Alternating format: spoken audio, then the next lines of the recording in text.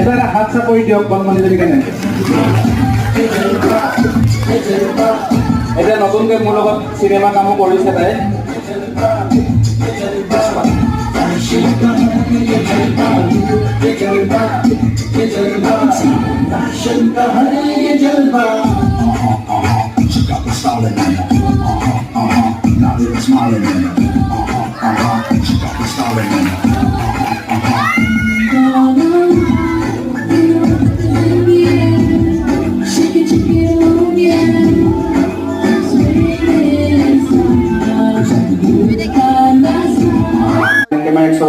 অসমৰ সাংস্কৃতিক বিভাগৰ দায়িত্বত থকা